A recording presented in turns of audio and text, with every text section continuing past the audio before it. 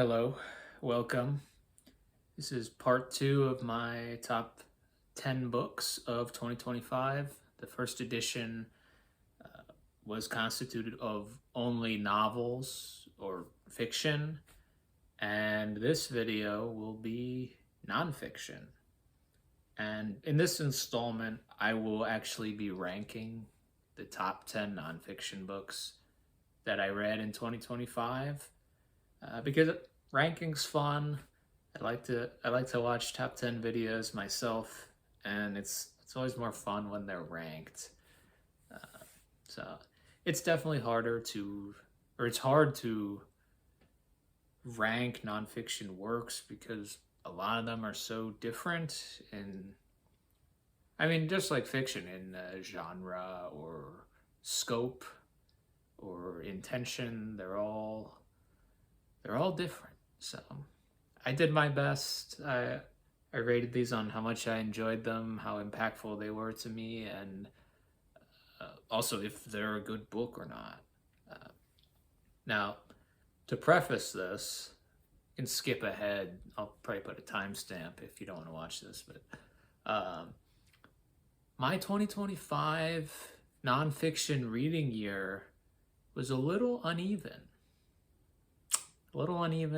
and I didn't think it was bad in the moment when I was reading, but in hindsight, when I was reviewing my 2025 reading, my nonfiction appeared so disjointed.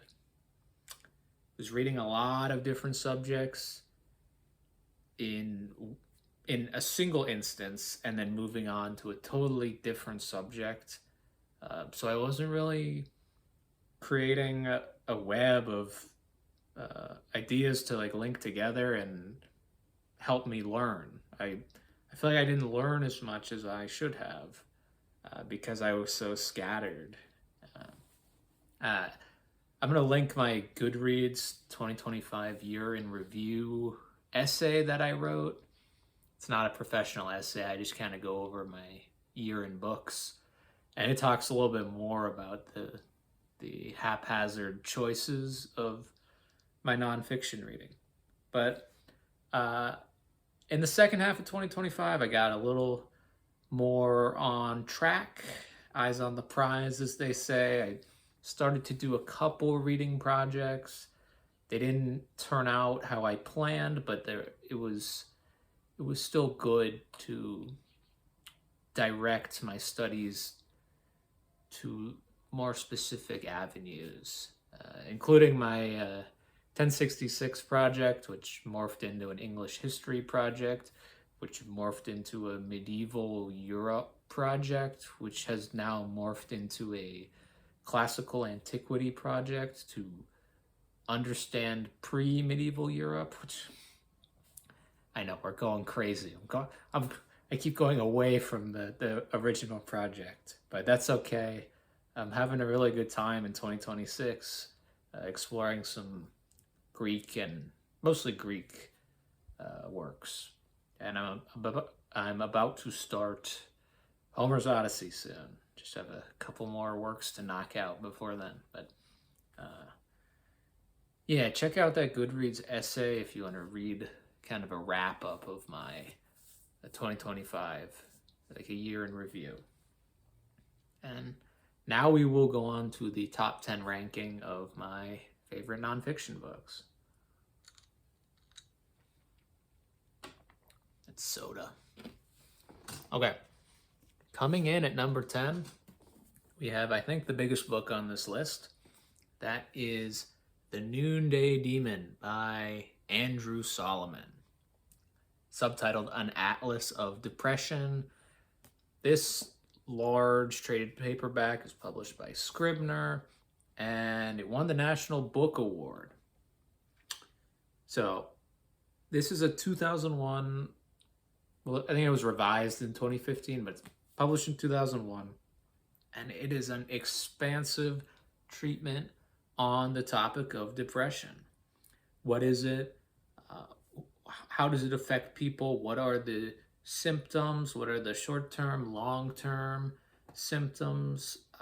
There's a ton of interviews in here of Andrew Solomon, who's um, psychology professor. I know he writes for the New Yorker and New York Magazine, but I don't really know him that well, and he's not really on my radar. But Andrew Solomon himself is a sufferer of depression, and he goes through in detail a couple of his major depressive breakdowns, which are really tough to read. And a lot of the subjects that or the people that he interviews also have had quite traumatic experiences. So this is not an easy read emotionally, but I do really recommend it to anybody, one, interested in reading about depression, or two, somebody who if you may know somebody who suffers from depression, but you don't understand what it's like, or you don't understand what they're going through, reading this book can really enlighten you about this disease. So be wary. It's a long book. There are chapters that I found to be a total drag, like talking about specific treatments and alternative treatments, which Solomon was exploring, and different populations that are affected. That I think this book is a little overlong, but it's full of scientific and psychological references. And I think in the end, Solomon recommends a nice mix of whatever therapy works best for you, as well as pharmaceutical aid. I think antidepressant pills, or he goes over all the types. But that's his advice in the end. And one gripe I did have with this book is this is a publishing gripe. There's around 80 pages of notes, which generally I like notes, but these are the notes where it is an end note. They're in the end of the book, but on the page that the note is for in the regular content of the book, there's no numbered end note. There's no note number. So we have 80 pages of notes that aren't even referenced in the text. What am I gonna, after I read every page, I'm gonna go to the notes and check if there's a note? Like, that is so stupid. I don't get it. So this is my 10th favorite nonfiction read of 2025. The Noonday Demon by Andrew Solomon. Okay. Coming in at number 9, we have a history work from my English history project. This book is Mark Morris's The Anglo-Saxons from 2021. This is a history of Anglo-Saxon England from the fall of the Roman Empire to the Battle of Hastings in 1066. It might go a little past that, but it ends in 1066. So the Battle of Hastings was in the waning months of the year, so 1066. But this is almost 700 years of history. So we have a broad, sweeping history, as I like to call them, although I think that's pretty obvious that it's broad. But I keep saying but. I need to flash up a picture of a butt every time I say but. The Anglo-Saxons, I thought, was a great entry-level work on the Anglo-Saxons in England. It tells of how when the Roman Empire fell, Britain was ripe for the taking. Like, the legions had to be recalled to Europe to fight, so the island of Britannia was defenseless, so to say, and these warlike German tribes, notably the Angles and the Saxons, and the Jutes, and a number of other tribes, but the main ones, the Angles and the Saxons, settled in England, or Britain as we knew it then. And from there, they developed into little kingdoms, and the kingdoms fought. Some of the kingdoms rose above the others. In the very early 7th century, St. Augustine, not the famous one, came to England under orders of Pope Gregory the Great, I believe, and began to convert the island of Britain into Christianity. And so that was a ongoing effect over mostly the 7th century, especially with St. Wilfrid in the Synod of Whitby. Funny to read about that. But yeah, so we go from the kingdoms, and then we also cover the Viking assaults on Britain, which there were a lot of them, and they were lengthy and they were destructive. But one of the kingdoms of England held out in one of the largest Viking raids with the Great Heathen Army, as they called it. And that last kingdom that held out, the last kingdom, the kingdom of Wessex under Alfred the Great, they were able to stave off the Vikings, and the House of Wessex from there grew and grew and incorporated the Vikings where they had settled, and eventually what we know as Anglo-Saxon England, the Kingdom of England, developed from this House of Wessex. It's debated who the first king of England was. Maybe it was Athelstan. I think there's a good argument for him. But we go through that period, and then we get to the Norman Conquest. And I'm sorry for the history talk. I mean, that's what this book is. I thought Morris did a good job. Of course, it's hard to do 700 years of history in a 500-page book, but Morris is a well-regarded historian of medieval England. I read his Penguin Monarchs book on William the Conqueror, William I, and I mean, that was my first Penguin Monarch book, and I know they're supposed to be short. It was solid. I'll give it that. So, yeah, I really enjoyed learning about Anglo-Saxon England. So, Anglo-Saxons by Mark Morris comes in at the 9 spot. Okay, at number 8, we have Huston Smith's The World's Religions. This is a 1999 reissue of Huston Smith's book from 1958 called The Religions of Man, which was a little too on the nose to continue being published as The Religions of Man. So we have The World's Religions now. And this book is an overview of the world's major religions. You have Buddhism, Hinduism, Christianity, Judaism, Islam, Confucianism, and Taoism, as well as, in the end, a couple of mentions for the primal religions. So, what is this book? It is an overview of the teachings of each religion, and Smith tries to present a balanced account of what these religions stand for, what do they mean, and what do they teach. It's not a history book. It's not a history of each religion, nor is it comparative.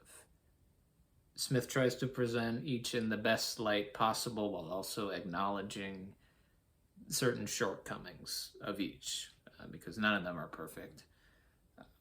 But I thought this was awesome.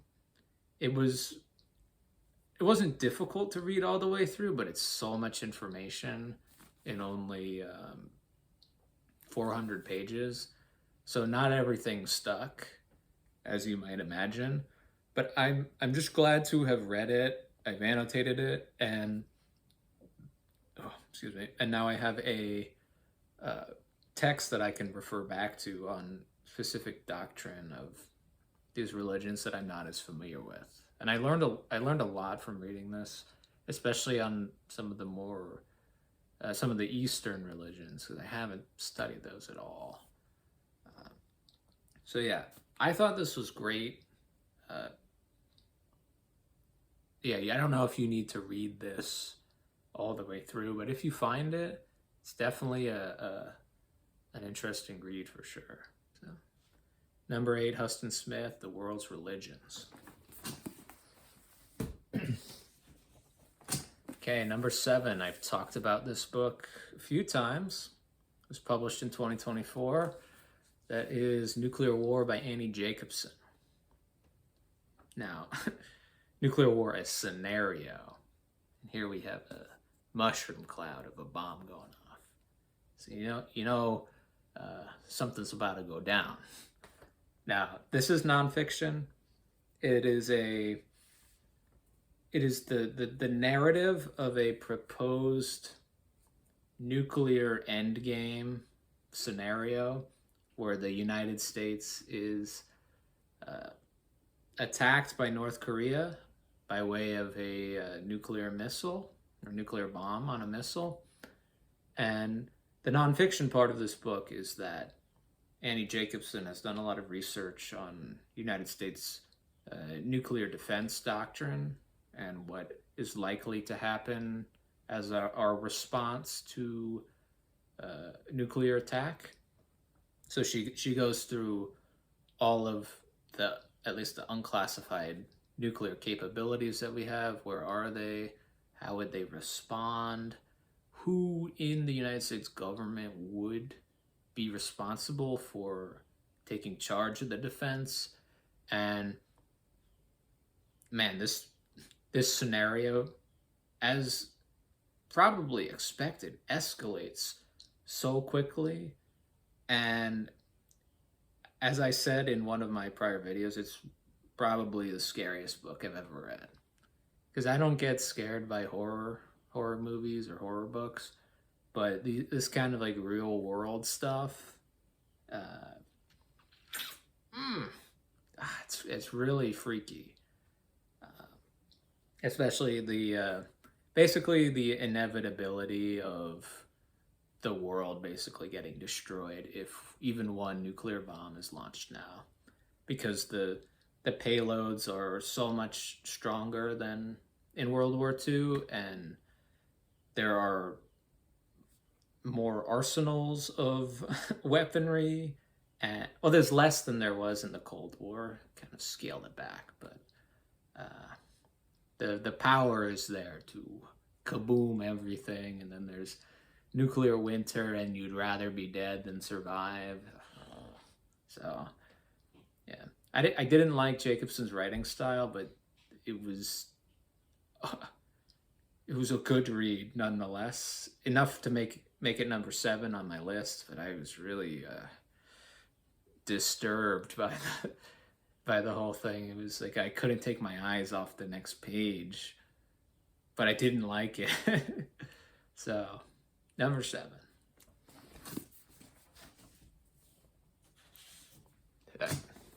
Next up, we got number 6. This is Don Hallway's The Last Viking, the true story of King Harold Hardrada. This is published by Osprey Press, and it's from 2021. Now, I read this book also as part of my 1066 project. Harold Hardrada notoriously invaded England a few weeks before the Battle of Hastings. Harold was convinced by Tostig Godwinson, the brother of King Harold Godwinson of England, to invade, to try and take over England. And they sailed across from Scandinavia and invaded in Northumberland in the northeast of England, and Harold, King Harold, not Harold Godwinson, King of England, marshaled an army of the English to go north and to fight King Harold Hardrada, the Viking. And Harold Godwinson beat Harold Hardrada at the Battle of Stamford Bridge. I believe it was near York in England.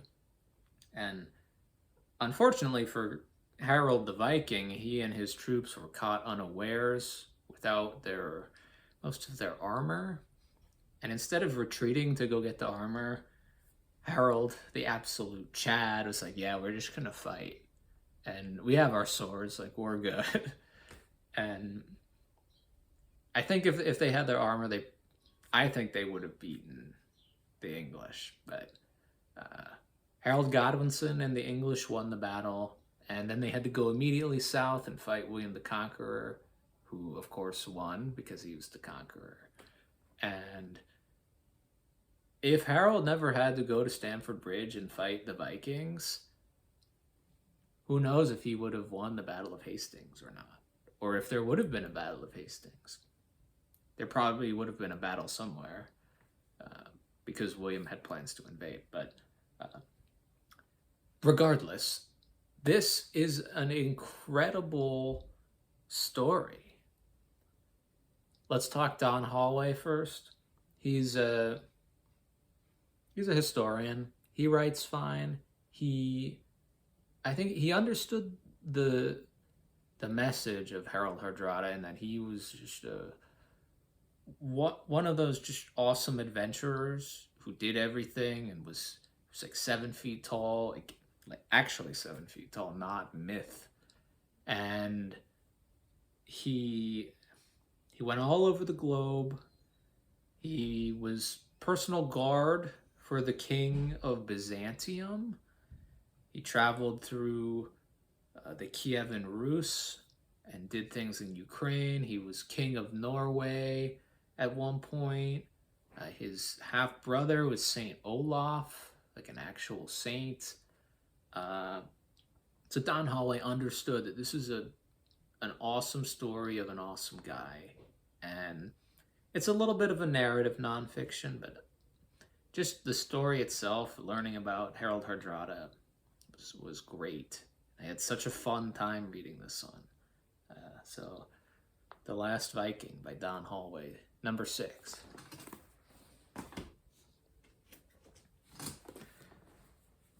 All right, going back to more disturbing nonfiction. Actually, this one and Nuclear War were featured in my 4 books to traumatize your family this Christmas. But we have Voices from Chernobyl by Svetlana Alexievich. This was published in 1997, and it is called The Oral History of a Nuclear Disaster. Svetlana Alexievich interviewed survivors of the Chernobyl disaster in 1986, and these are their accounts of either what happened to them during the disaster or what happened to them after, what happened to their family. Maybe some of these people actually just moved into the Chernobyl disaster zone after the incident. But of course, there's pockets of huge radiation, tons of people getting sick. Well, of course, the people who were there got sick, but even lingering radiation for the next decade was, of course, harmful to the body. And this is a very powerful and emotional read. A lot of these people are just mentally or spiritually broken from the events and the effects of the radiation. So really tough to read. But at the same time, you really, from these monologues, for the most part, you get kind of an understanding of the Soviet character and why they were able to stop, why the Chernobyl disaster happened in the first place, but then why also they were able to stop the spread of it from engulfing a wider range than it did, because they just threw bodies at it. But yeah, this, if you want to torture yourself, you should read this book. Voices from Chernobyl by Svetlana Alexievich, number 5. Not a fun read, but I think it's a good read.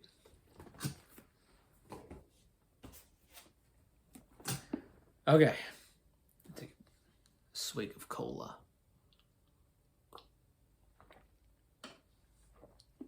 All right, coming in at number 4, we have The Looming Tower by Lawrence Wright, Al-Qaeda and the Road to 9/11. This is from 2006. It's a 2006 work. So at this time, in 2006, Osama bin Laden is still alive, and Ayman al-Zawahiri is still alive. But that's no matter, because this only goes up to 9/11. But this book is on account of the major players of basically Al-Qaeda, but Islamic terrorism of the 20th century in general, and how we got to the events of 9/11. So first, of course, you have to start out with, well, I think I talked about this in a prior video, like, you could go back to the start of Islam with Muhammad and the Quran, but if you just want a more recent beginning, you have to start with Sayyid Qutb, the Egyptian scholar who was executed by President Nasser of Egypt in the mid-20th century. But he introduced a lot of new doctrine or doctrinal adjustments that allowed for the justification of more Islamic violence against Muslims and non-Muslims. There's different categories for these, but Qutb was kind of the forerunner of this kind of thought. And from there, also in Egypt, you have Ayman al-Zawahiri, who is kind of radicalized by some of the things going on in Egypt, especially the assassination of Anwar Sadat. I don't know what year that was, but he ends up creating this organization called Al-Jihad. And then you have, of course, on the other side, the Saudi Osama bin Laden. His father was a Yemeni immigrant to Saudi Arabia, but he built a large fortune. So Osama bin Laden was one of his kids, one of his many kids, and he inherited some of the money. But eventually, one of the key factors in bin Laden's radicalization or his involvement in terrorism is the war, the Russian invasion of Afghanistan, where a lot of Arabs, young Arab men, went to Afghanistan to fight against the Russians, many of them under the leadership of Abdullah Azzam, a famous Palestinian mujahideen. But there's a lot of early experiences for bin Laden there, where he kind of was learning how to be a leader and how to do things. He wasn't exactly successful in the Afghan war, but he did find a country that could hide him and his group eventually. But yeah, bin Laden eventually starts to lead this group called Al-Qaeda, and later Al-Qaeda and Al-Jihad, led by Ayman al-Zawahiri, merge, and they start plotting against the West, the United States specifically. And this goes a little into the United States being aware of bin Laden and Al-Qaeda before the event happened, and their failures to kill him or their failures to do enough to stop the plot based on not sharing information, compartmentalizing, and just some bad luck too. But 9/11 happened, and this is a great book if you want to learn how we got to 9/11. This is the book you should read. There's some other books that are good as well, but this is what you should start with for sure. It's accessible. You'll if you read it, you'll understand what happened, and you might want to dig further. But for a one volume overview, this isn't a one volume overview, but for a book, it's good. And it's my number 4 pick because I really enjoyed it. All right. Mr. David Murphy, if you're watching this, please avert your eyes. This is Invisible Doctrine, The Secret History of Neoliberalism by George Monbiot and Peter Hutchison. I read this all the way back in January of 2025, but it is an overview of the concept of neoliberalism, which they have dubbed the Invisible Doctrine because there's no neoliberal political party or anything. It's kind of just based on, like, I think what Kurt Vonnegut called the Winners Club. But neoliberalism, as Monbiot and Hutchison explain, is basically an ideology that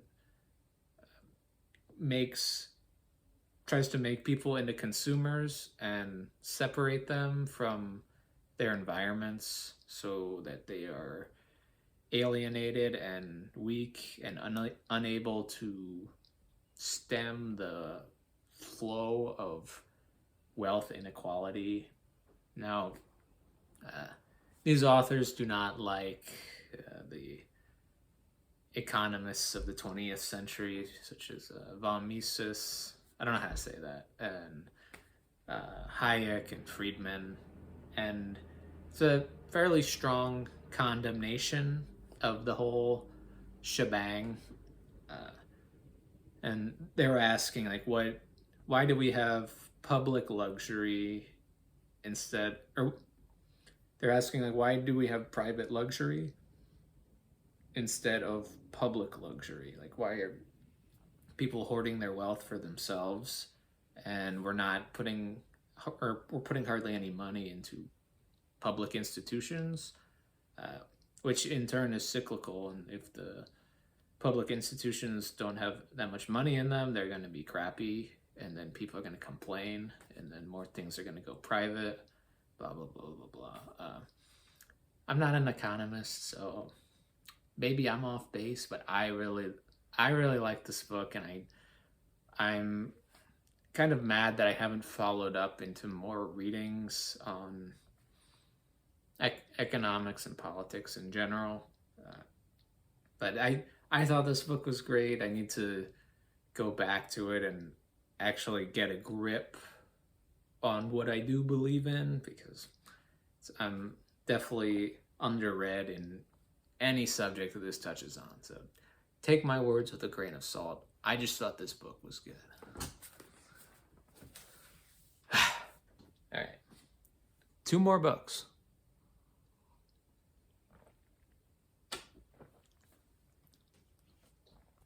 All right, now we're getting into the cream of the crop here, the top 2. And this book, this second book, it really grew on me in the months after reading it. I liked it when I finished, and months later, when I thought about it quite often, I loved it. And that book is I, Asimov by Isaac Asimov. This is his posthumous memoir. Now I wish I would love to find a hardcover of this. I've been unsuccessful so far, and I don't trust the eBay listings that say acceptable. So I'm still on the hunt. But This is a little mass market paperback. It's falling apart like this. I tried to be gentle with it, but it's a big book. And Isaac Asimov, one of the most prolific writers ever. He had his fingers in over 400 books. Did he write all of them himself? No, but he still wrote full books, a good 200-300. Quite a prolific man. And this is not to be confused with Asimov's 2-volume autobiography. Autobiography, he writes what happened in his life, when, and it goes all the way. This is more Asimov remembering things from his childhood, his teenhood, and his adulthood in a semi-chronological way, but he's more just commenting on things that happened and people he knows or people he knew. So there were 166 chapters in this 570-page book, and a lot of them deal with after childhood. A lot of them deal with his work, because pretty much all he did was write, but he knew a lot of people in the publishing world. So there's chapters on John Campbell, one of the most famous science fiction figures of the 20th century, who made a lot of the science fiction writers that we know into who they are by cultivating their talent and attracting them to his magazine. Was that Astounding Stories? I can't remember right now. But, I mean, it talks about John Campbell, all his science fiction writer friends, like or people he knew, like Robert A. Heinlein, Clifford Simak, who he calls Cliff, Lester Del Rey, Jack Williamson, Fred Pohl, Cyril Kornbluth, a ton of other people. And he also just comments on current events that were going on during different times of his life and different books that he wrote and such. And if I'll caveat this book, if you don't like Isaac Asimov, you will not come out of this book liking him anymore. He was quite a vain individual, and he also has some sexual assault allegations that are serious, or sexual harassment. I'm not exactly sure. And he freely admitted that. He was like, yeah, I'm a dirty old man. So we're not going to talk about that. But an incredibly confident man. And it comes across on every single word. I love his writing. He's so entertaining. And I wanted to read a quote from page 298. It is, let me see. He says, "Of course, some people did not like my head notes. They took them to represent an unhealthy, hypertrophied ego on my part. It's not true, of course. I just like myself, that's all. And I don't think there's anything wrong with that." One critic wrote something I'm willing to agree with. He said, "The man is very immodest, but he has much to be immodest about." So that's where his head is at here. But if you like Isaac Asimov and you ever find this book, I wholeheartedly recommend it. It's so good. So I Asimov in the number 2 spot. And coming in at number 1, my favorite nonfiction read of 2025, we have another work from a famous author. And this is Kurt Vonnegut's 1975 collection of essays, Wampeters, Foma, and Granfalloons. Now, I will explain. Here's Kurt Vonnegut smoking a cigarette, but just a preface to this. Wampeters, Foma, and Granfalloons are terms from his novel Cat's Cradle, which I haven't read. But a Wampeter is an object around which the lives of many otherwise unrelated people may revolve. Foma are harmless untruths intended to comfort simple souls, and a Granfalloon is a proud and meaningless association of human beings. That's irrelevant, really, to the content of the book. But this collects Vonnegut's some of his essays, his newspaper articles. There's a throwaway science fiction screenplay in here. It's some weird Frankenstein pastiche kind of, but the contents of this book are so fun to read. I think of course, it's uneven. There's articles that you can skip if you want. But where Kurt Vonnegut I thought was best was when he was talking about politics and the politics of the late 60s and the early 70s, especially in the the 1972 Republican National Convention, which he appeared at and he wrote on with Richard Nixon, and his satire and the way he talks about Richard Nixon it felt incredibly relevant in 2025. There's also a long newspaper article on the Biafran Nigerian Civil War of I think it happened in the late 60s and 1970, but Kurt Vonnegut was on the ground in Biafra a couple of weeks before the Nigerians destroyed the territory of Biafra or took it over. And it was a really powerful statement of Biafran independence. And these people are starving and they're trying to fight back, and they're saying, oh, we're like a modern, competent people. Like, we should be able to be free. We have doctors and scientists, and there's even a cameo. The famous writer Chinua Achebe was there, and he talks to Kurt Vonnegut. But yeah, overall, I thought this was the most wonderful piece of nonfiction or collection of nonfiction that I read this year, and I was so inspired that I wrote quite a long review for the book, which I'll link down below. I'll link that because it's a book from 1975. Like, I don't need to write an official review for it, but I just felt so inspired, and I wanted to share what Vonnegut said and some of the great quotes that I think were even 50 years from the time of publication. They're still like right in our faces.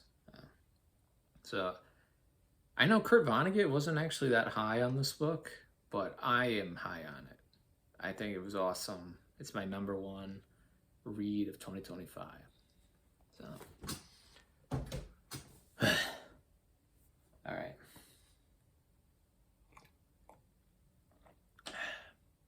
Thank you for watching. If you're new here from my video on the Doomsday book, welcome.